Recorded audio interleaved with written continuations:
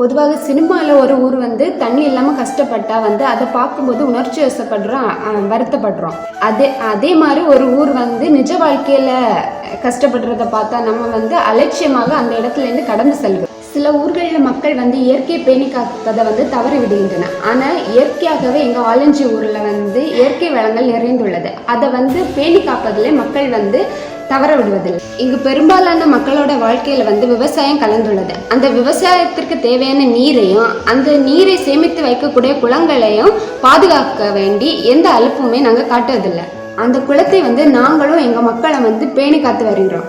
ஆனால் சில பெரு நிறுவனங்கள் அதோட இயற்கை சூழலை வந்து கெடுக்க முயல்கிறார்கள். IRL என்ற நிறுவனம் வந்து தோரியம் எடுப்பதற்காக ஆலஞ்சி முதல் கொல்லங்கோடு வரை 1145 ஹெக்டேர் நிலப்பரப்பை கையப்படுத்த திட்டமிட்டுள்ளனர். இதில் எங்களுடைய குளம் உட்பட்ட விவசாய நிலங்கள் பாதிக்கப்பட உள்ளது. இதனால் தண்ணீர் பஞ்சம் ஏற்படும் சூழலும் உள்ளது.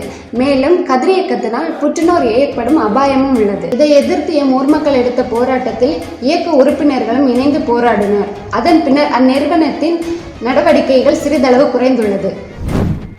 இதே ஊரில் பராமரிக்கப்படாமல் இன்னும் பல குளங்கள் உள்ளன. அந்த குளங்களை பராமரிப்பதற்காகவும் அந்த குளத்தை நோக்கி மக்களை வர வைப்பதற்காகவும் எமது ஆலஞ்சி புனித பிரான்சிஸ் சவேரியார் இளைஞர் இயக்கம் சார்பாக பல திட்டங்கள் வைத்துள்ளோம். பராமரிப்பு இல்லாத குளங்களை சுற்றியுள்ள புதர்களை அகற்றிவிட்டு குளத்தில் வளர்ப்பு மீன் விடலாம் என தீர்மானம் எடுக்கப்பட்டுள்ளது. இந்த மீன் வளர்ப்பு ஆர்வம் அதிகமாகும் பொழுது மக்கள் மீன் வளர்ப்பதற்காகவே குளங்களில் நீரை கொண்டு வந்து தேக்கி வைக்க முயல்வார்கள். இவ்வாறு செய்யும் பொழுது குளத்தை சுற்றியுள்ள பகுதிகளில் நிலத்தடி நீர்மட்டம் அதிகமாகும், விவசாயம் செழிக்கும். தண்ணி வச்சு கொடுத்தோமே ராசாத்தி